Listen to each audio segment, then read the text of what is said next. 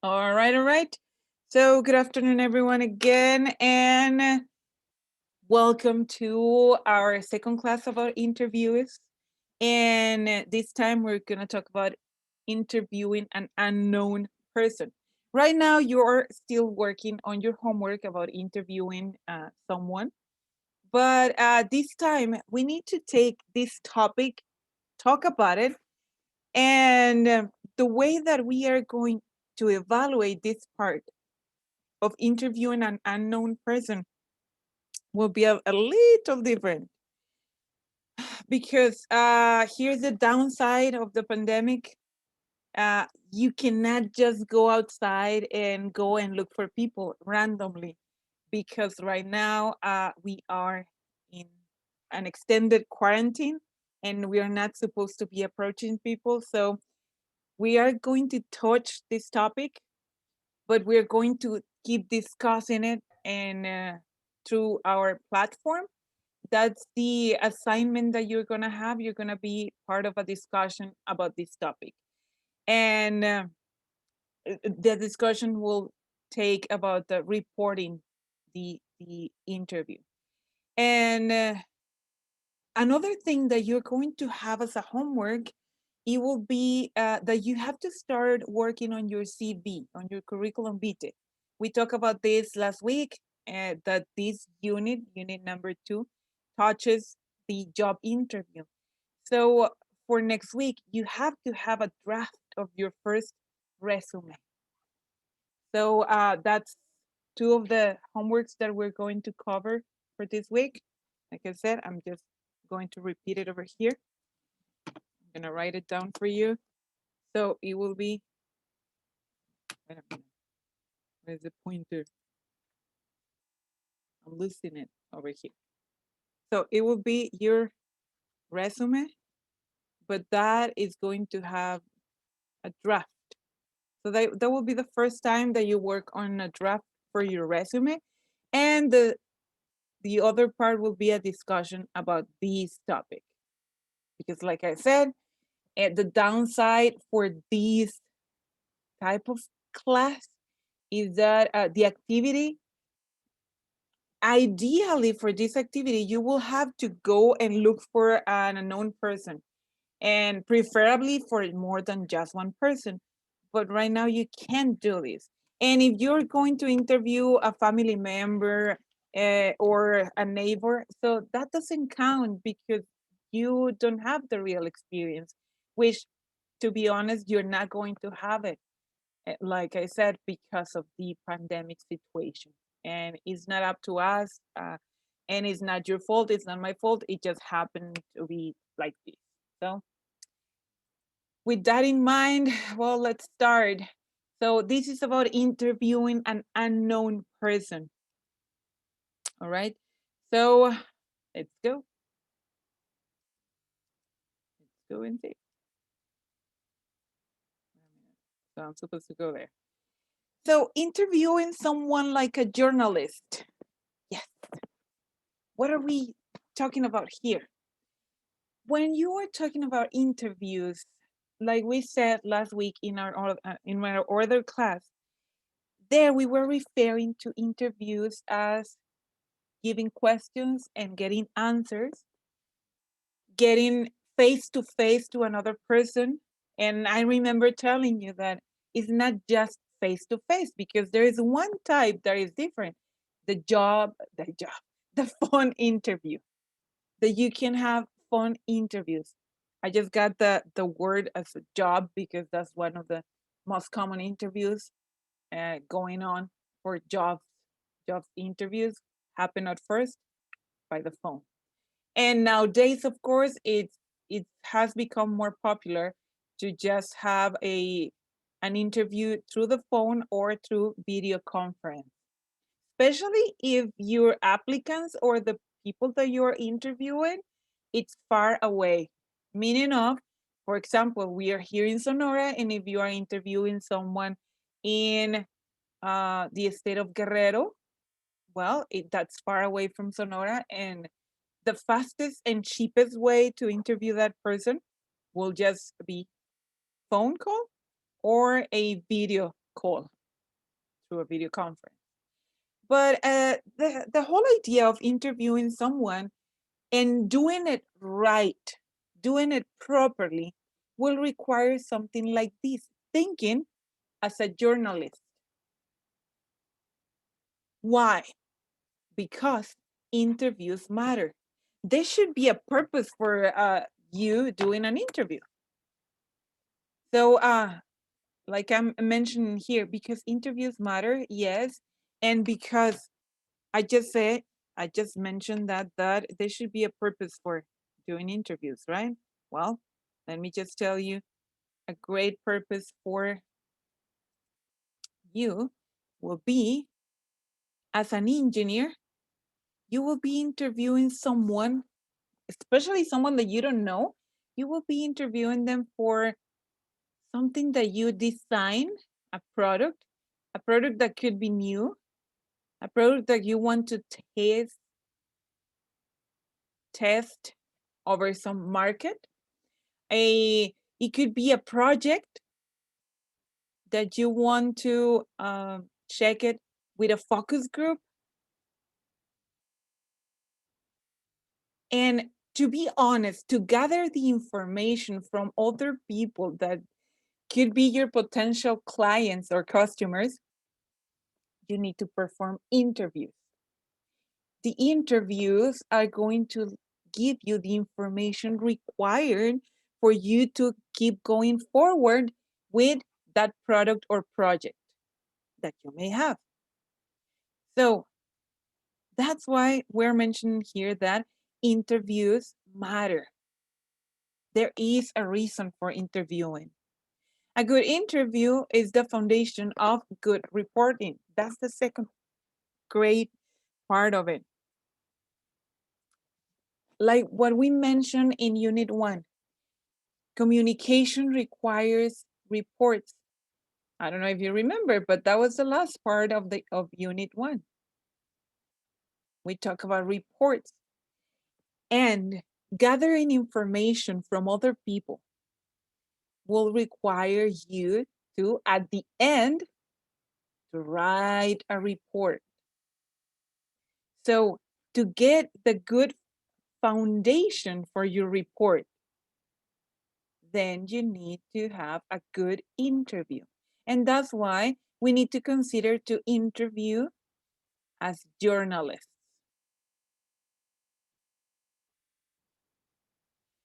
Go talk to people. Don't rely on your own opinions and judgment, like we were saying.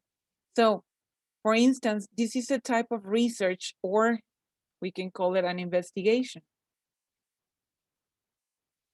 You don't have all the information required by your market, by your customers.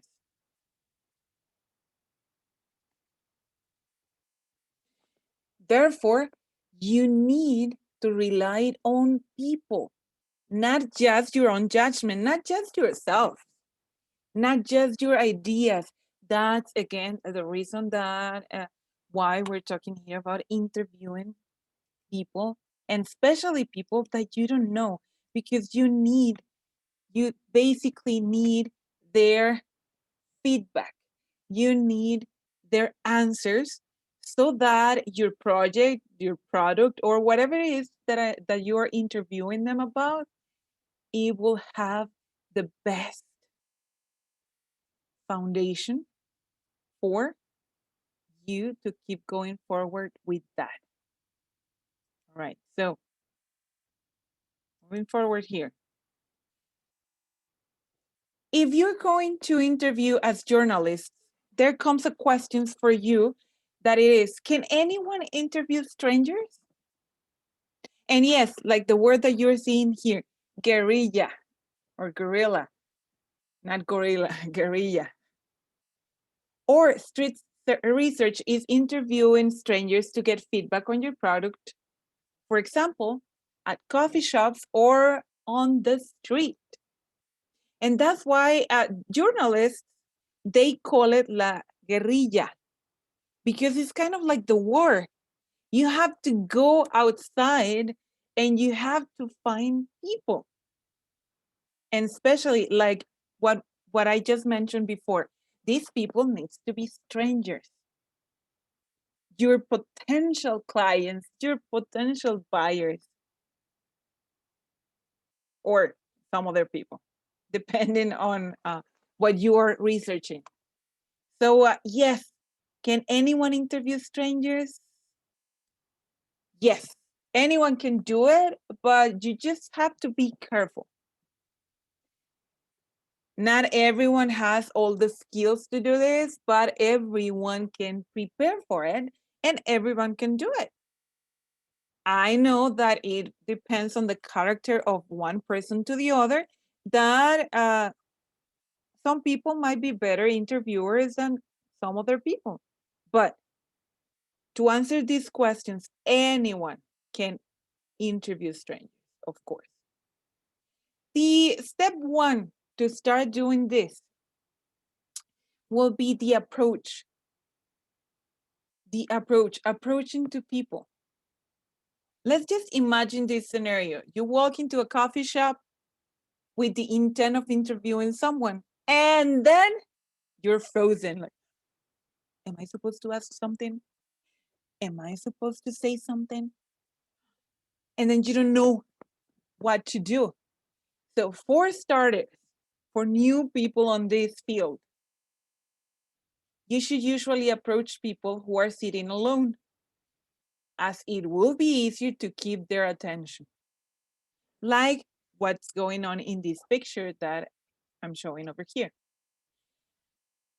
A statistic that might help us, roughly 80% of people approach are open to talk, even if they end up not meeting the criteria for what you are trying to interview them. But this is a great statistic. Kind of like, and this comes from a person that is used to do interviews. And this person in this article, if you read it all, you have the link over here. If you read all of this article, you're gonna find out that he had some experience and he started like with different type of questions, and then now it's sharing the information with us about doing it in an easiest way, in the easiest way. So he's telling us 80% of the people are approachable. So most of the people, the majority of the people is going to answer back to us. And I want to mention this to you, but you have already performed this type of interviews when you were studying your marketing class about a year ago, probably a year ago or something like that. When you were in your marketing class, I don't know, or yes, it was in your sixth semester. Most of the time, in order to practice, you have to interview people, you have to gather information from people, and the easiest way is to prepare a survey. So you prepare a survey in paper, and then you hand it out the survey to people, but you follow some of the instructions to perform an interview, because you introduce yourself, you introduce the project, and then you hand out the survey, which is very important for this. So in terms of talking about the approach, approaching strangers, with that, we could pre-select who we approach. If our goal is to get answers from a broad swath of people, we can ask ourselves, have I only been approaching men or have I only been approaching younger people? So in terms of that, we can pre-select the strangers that we are going to approach to start interviewing. So we can pre-select with things like this. If we're going to interview about a product that is related to young women, well, then we have to look for young women. Carmen, you want to participate? Go ahead. Thank you very much. I have a question. Yes. So the homework is gonna be about interviewing a stranger, Uh, no. I already said that no. journalist. I already said that no. Okay. I just to clarify that again. the the Sorry. the homework about this topic, it cannot be the reality of what I'm talking. This is part of the syllabus. You have to have this class. We have to discuss about this. But since we have the problem with the pandemic, I cannot ask you to go ahead and do this. But you're going to have a discussion about this topic. Somehow you're Okay. going to practice and discuss this topic. But like I'm saying, safety is, safety goes first, and at this time I cannot ask you to just go ahead and start approaching strangers or just go to the street and ask people. Okay. And Thank you. yes, and another problem here is that you are at your hometowns, and what are the chances that you approach someone in English and they are going to answer back in English? Close to zero. And not exactly zero, but we don't have good chances right now. So yeah, we're not gonna do it. Not as the homework, but covering the topic, let's move forward.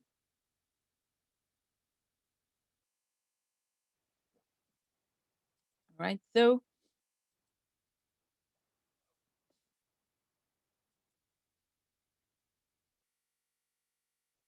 for interviews, we can talk about principles. This also comes from another person that has lots of experience on this. And it says that the best interviews are like really intense, slightly one-sided conversations. You took more than me. Otherwise, what's the point? So that's here's the thing. One of the principles when you're interviewing someone should be you, the interviewer, should have the set of questions prepared and should be able to approach the other person, but should be able to speak the less. For the perfect interviews, you don't speak most of the time. You let the person who is being interviewed, the person who is giving you the answers, be the one who speaks the most. Four principles that Columbia Education mentions. It's number one, prepare carefully, familiarizing yourself with as much background as possible. If you are going to go and interview another person, you are supposed to be the one that has the knowledge about the topic that you are interviewing. So you need to know as much background as possible. Second principle, establish a relationship with the source conducive to obtaining information. If the interview that you are conducting is referred to a product or a document, some, I don't know, maybe the topic is about television artists, but you need to familiarize and establish that relationship with the knowledge about that topic. Number three, ask questions that are relevant to the source and that induce the source to talk. So in these terms, the source should be related to the interviewee, meaning of the person who is being interviewed. You should relate to that other person. And what it's saying here actually is referred to what we said in the last slide, in the last visual aid. Um, if your product is referred for young men, for example, young people in their teenage years. Okay, so if your product is for the youth, meaning of teenagers. Well, then you need to have some sort of way to establish a relationship with the teenagers, with the people that you are interviewing. How do you establish that relation, and how do you ask the questions relevant to them? Well, since you are interviewing them, then your product or wherever you are interviewing them about has to have the questions for them to like the questions so that they will give you answers. That's why this becomes a principle. Questions that are relevant. If you have a set of questions that is, I'm going to use this word, that are boring, then the answers will be boring too. And you're not going to get good answers.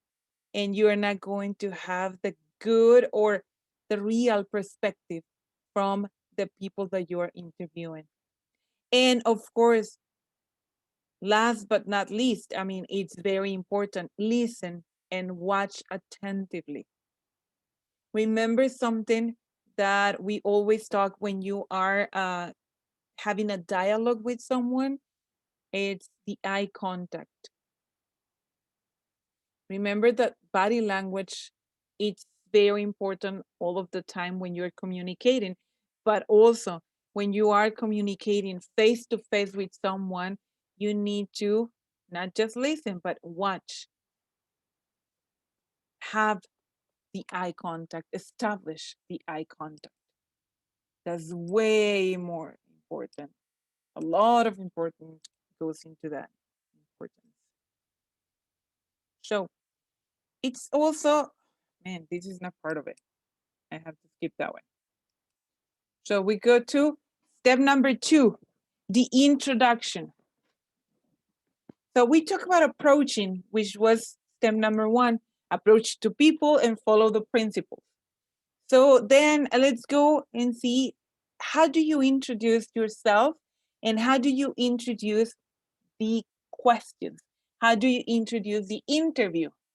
And like that picture that I found it funny, and that's why I chose to use it.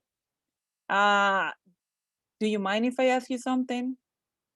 So there's always an introduction, and there might have, it could also be a question. There might be a question about the introduction. The very first thing you say after approaching and getting a stranger's attention is to introduce yourself. For example, we have 4 over here. Excuse me, can I get your opinion on something? You may not get a response on this, but there you're getting the other person to get prepared. Maybe they don't say anything, but if they stay next to you, they are giving you the hint that you can actually perform an interview to them. You can say something like, my name is Dinora. Over there says Jonathan. My name is Dinora. One of the most important things to do early on is tell them your name. Number 3, as an example, I'm doing a research study on. So you're letting them know that you are a researcher or that you are investigating something and not asking to sign a petition or something. For example, so many times I have seen this on the streets that when there's people approaching about interviewing about the elections, especially, for example, for the state of Sonora, this year there are elections happening during the summer. So when we don't have a pandemic situation, you will find people in the cities performing interviews just like this, going ahead and stopping strangers and asking questions about the elections. But so many people say no when they ask, can I ask you something? And they're like, no, thank you. So that's why the introduction is so important, because from the beginning you are letting them know that no, this is not about political situations. This is something about my research. Can you help me finish my research? Can you help me gathering some information, and then the other people will say like, oh, okay, yes. You can ask, can I have some of your time to answer some questions? It's for a research that I'm doing, and so on. Number 4 of the options here is could I ask you a couple of questions? And then again, you need to specify the topic that you're going to be considering. There's a big example that I included over here on you can actually start with something related to the topic. For example, on how people use technology to plan events with friends and family. This is a short one-sentence summary of what you're asking without revealing the specifics that you are building an application, an app. So you could start like with number 3. I'm doing a research study on how people use technology to plan events with friends and family. Can you answer some of the questions? And then the other person will start getting somehow interested in your topic and will give you feedback on it, which is what you're looking for, right?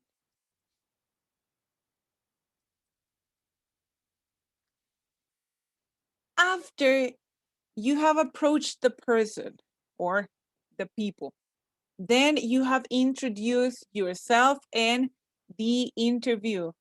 Then we need to talk about the context. The context on what your interview or how your interview is going to go, it's way important. Why? Well, because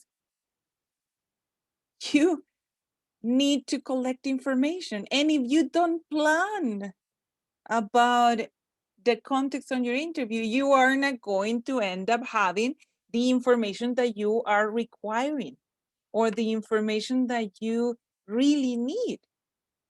That's why we need to stop and talk about the context on an interview.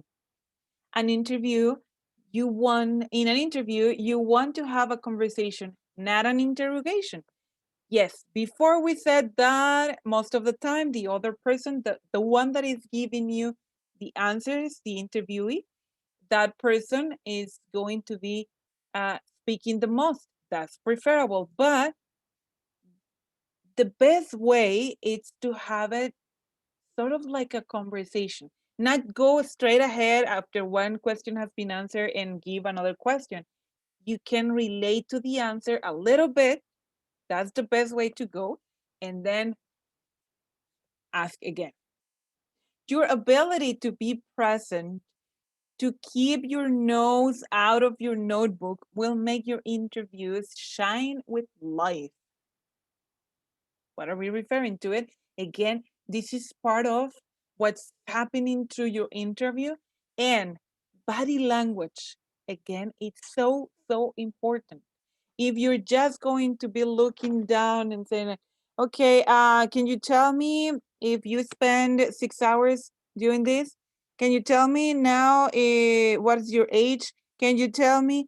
Now explain to me. It doesn't work because you need to ask in a different way. You need to remember what's happening, that you are facing the other person. And that's why, again, it sounds like I'm just repeating this too much, but body language is so important. And through an interview, looking at the other person, it's the most important thing to do. So you need to prepare for that.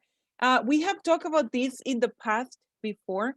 When you're practicing some dialogues and when you're practicing or when you're preparing to present something, you could use some practice. Even you can do it in front of a mirror if you prefer, but you need to be aware of what's going to happen during the interview. To be more present, um, I always write out about a dozen questions before going into face-to-face or phone interview. There is a saying from President Eisenhower, in preparing for battle, I have always found that plans are useless, but planning is indispensable. because it will make the difference. Your questions are your battle plans. You might not use them, but they prepare your mind for the task ahead. So it's about preparing, not just, if you're going to have an interview of 3 questions, don't prepare just those 3 questions. Why? Because let's see what it's written at the beginning here. An interview, in the interview, you want to have a conversation, not an interrogation. So you may have a set of like 10, 12, 20 different questions in order to just get to ask 3. But how are you going to ask those 3? Depending on the conversation and the answers of those questions. Yes? Any questions right now? I'm talking about too much about questions. So we're talking about preparing yourself. We need to consider something.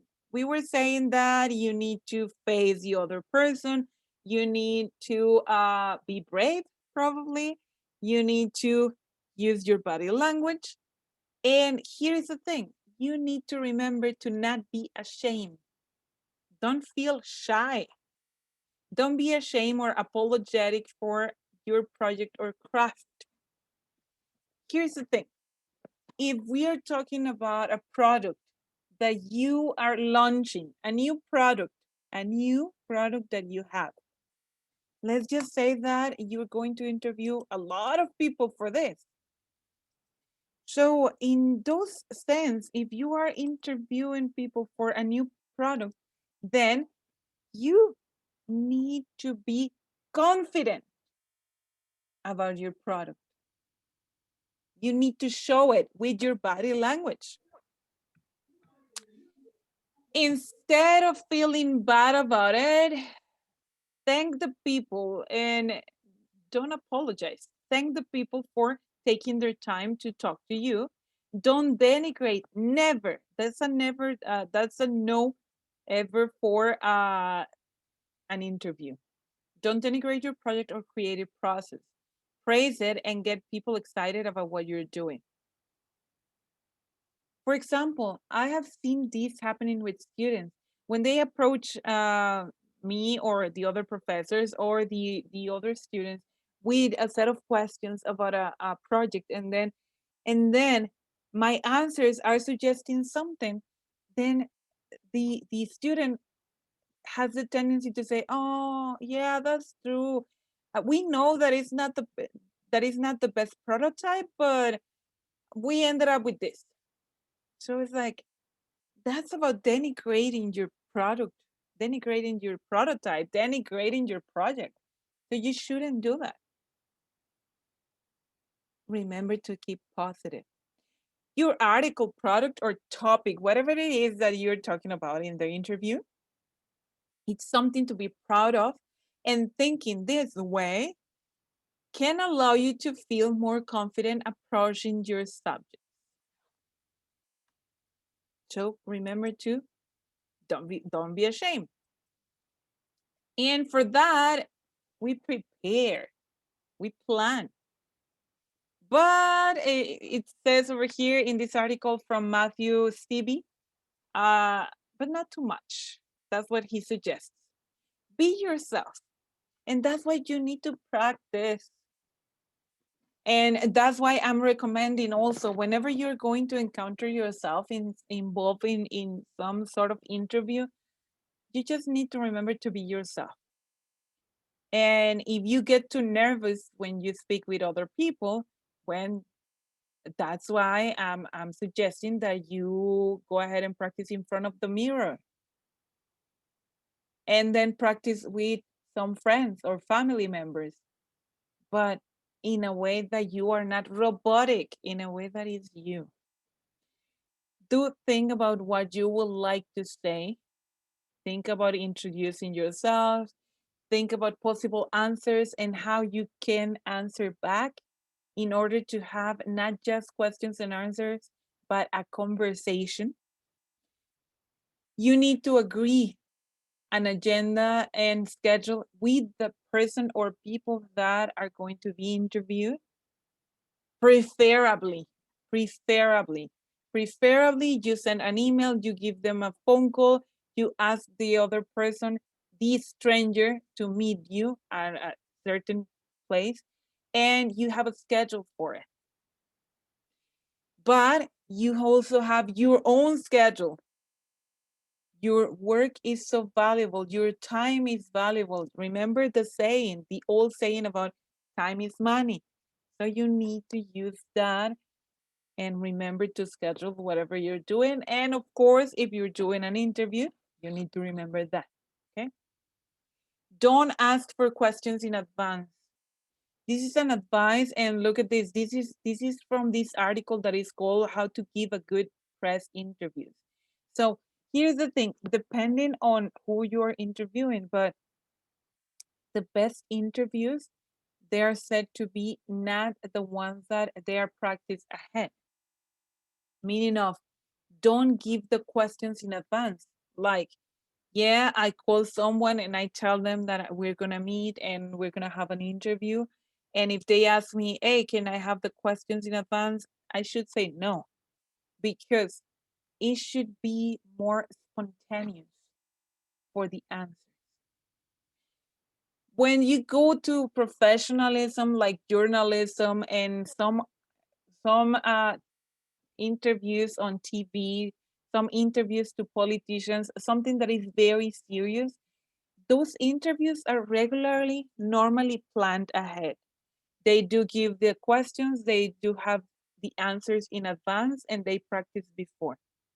But the best interviews should be more spontaneous, but prepared ahead by you, the one who is going to be the interviewer. Do your own research. If you know ahead of time the person that you're going to be interviewing, it's better because you can know a little more about that other person. Be accessible.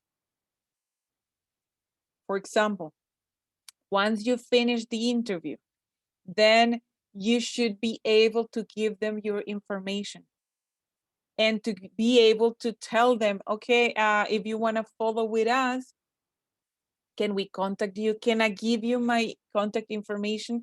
Can I give you my card? Can I give you my number?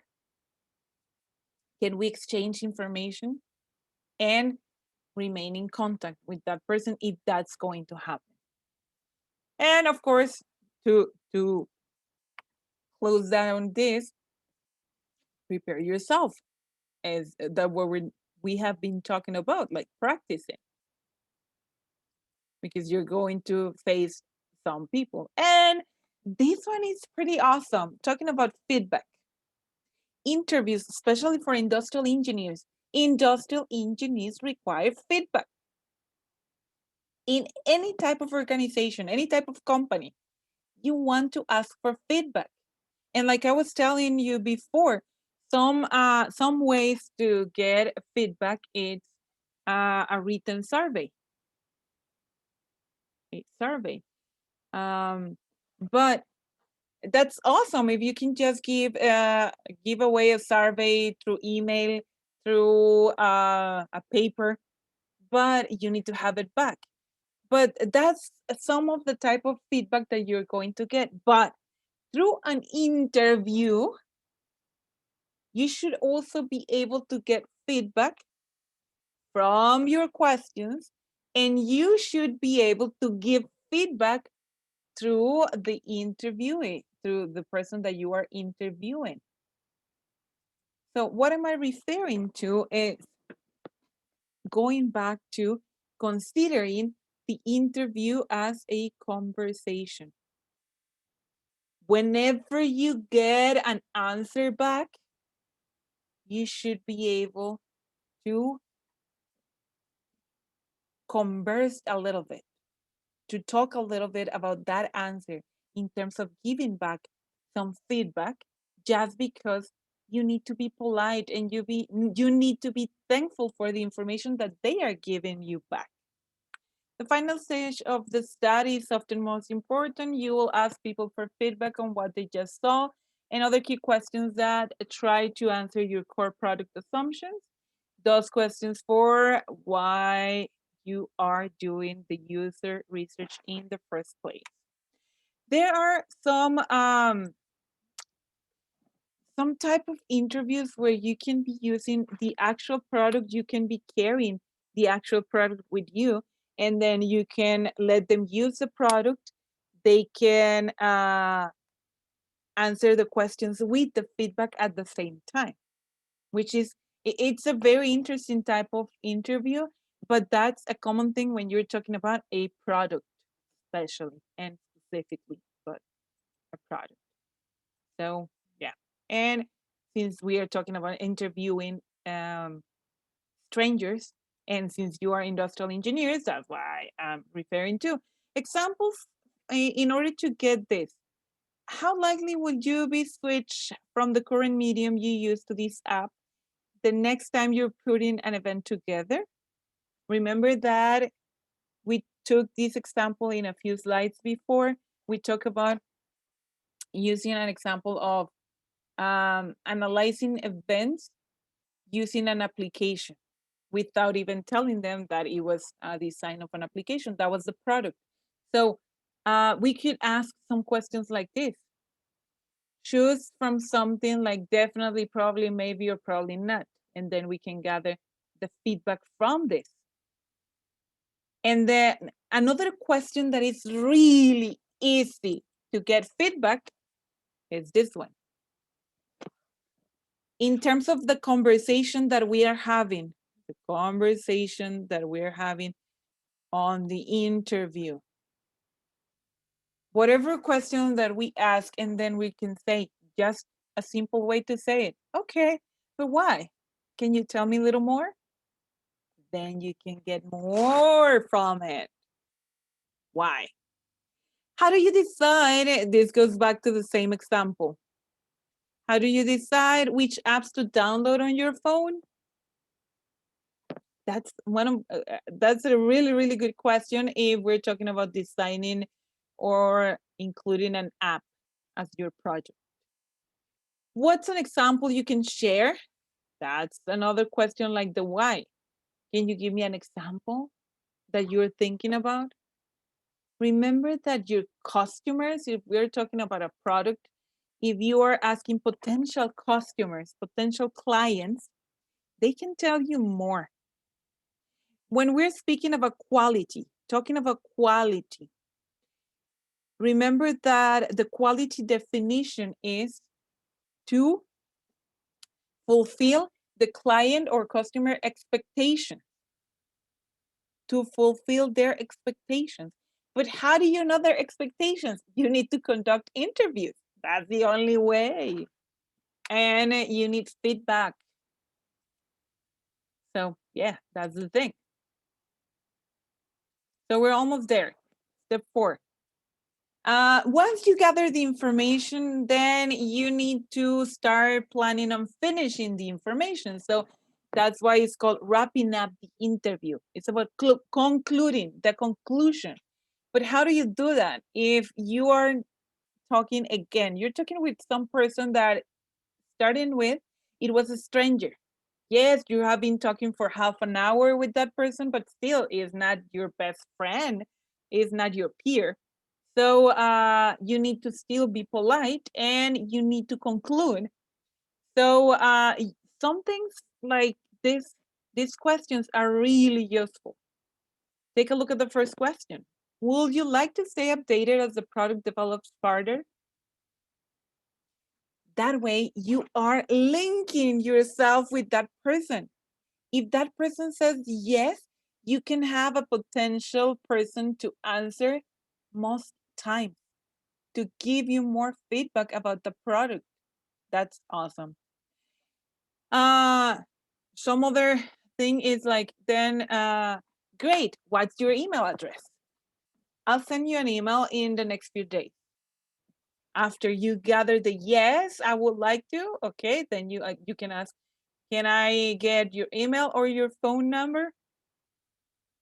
You can also say, instead of like, we'll be sending you an email in the next few days, you can just say it in a simple way. I'll send you an email. You give them heads up from what they can expect. And don't forget, all of the time, since the information that you are gathering is for you, then you need to give thanks. Thank the people, thank them again, and move on to your next approach. And say bye to them. Move on from it. So in terms of finishing this presentation, this class, you need to remember to use some sort of help. You can bring a notebook to write something. You can use also your cell phone to record. You can use your cell phone to record the information, and you can even take a video on the information. You could start with a hypothesis while you're planning your study, especially if you're testing a demo or a prototype. You could interview the number of people needed accordingly. And here I'm talking specifically because we are engineers. I talk about the sample of people. Remember that this needs to be statistically inferred. Meaning of you need to calculate how many people do you need to interview if we're talking about interviewing people about a prototype, for example, a demo or prototype from a product. And of course, last but not least, prepare for your study. Prepare. Clear all the drawings. Yes. Oops, I moved to the picture.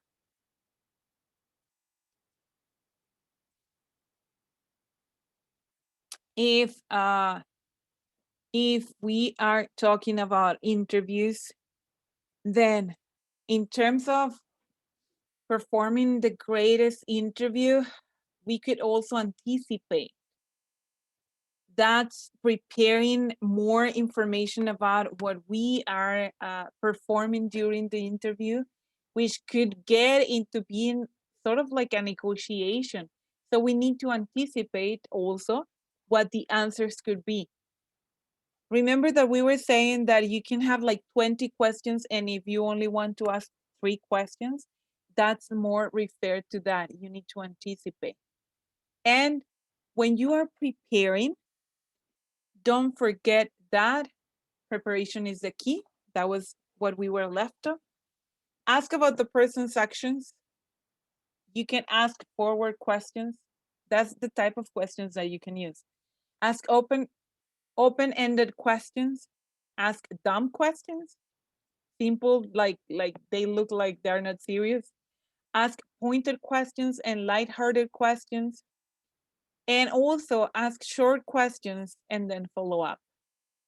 Keep it up with a conversation sort of type of interview.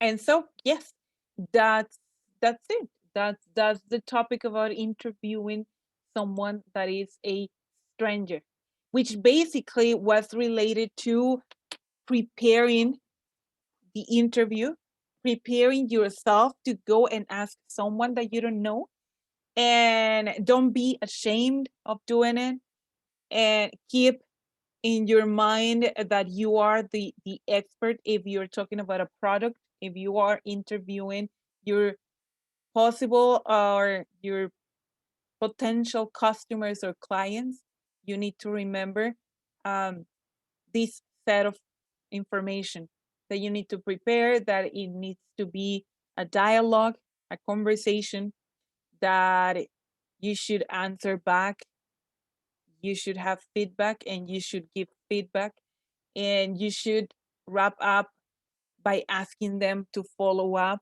to keep talking to you, to especially if you're talking about a product. You want to engage even more with those people that you are interviewing. And I've been trying to refer these type of interviews, especially if we are going to be designing a product, or if we are going to perform an interview, to your potential market, because it can happen. You may never know who you're going to be working with and what type of company that you're going to be involved with. And that's happening in the next few months. And you are not journalists, I know. We are engineers, but you are going to be participating in interviews. Carmen, you raised the hand again, or you just left the hand raised? Do you want to participate a little more? Maybe? No? No, sorry. Oh, you just left the hand. Okay, I'm just Okay, looking I'm at the gonna. hand. Lower the hand. Okay, good. Yeah. Good. Yes, that's today's and of course the week topic. What I'm gonna add, referring to the start question from Carmen, what I'm gonna add right now when I'm closing this class, I'm gonna add the discussion to your platform, and you should take the time to start discussing about this.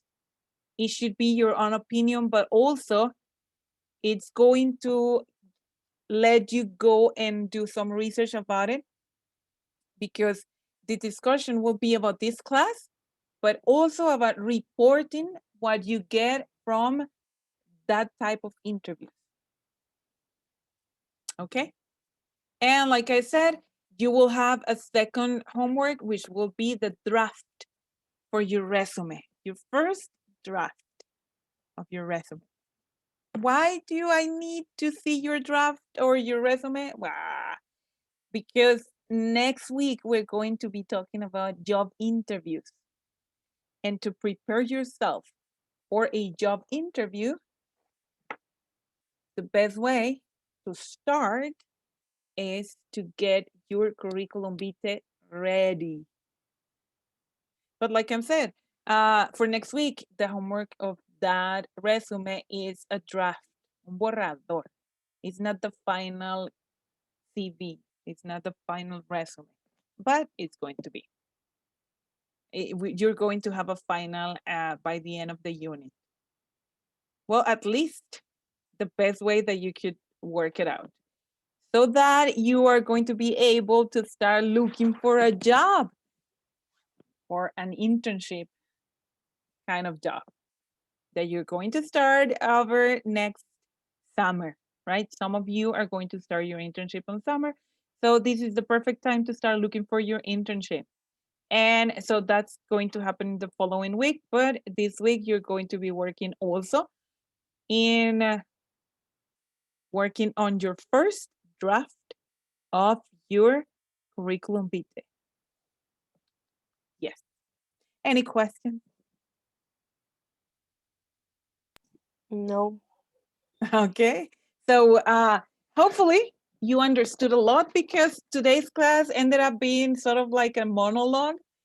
But I understood, and like I said at the beginning, since this is one of those topics that you have to cover it up, but you can't actually go and practice for it. So we're just gonna cover it up. Anyways, if you don't have any questions, I'm gonna let you go. I'm just gonna let you go, and then just check the platform for your homework. Goodbye. Stay safe, guys. Class dismissed. Bye. Bye. Bye. Bye. Thank you.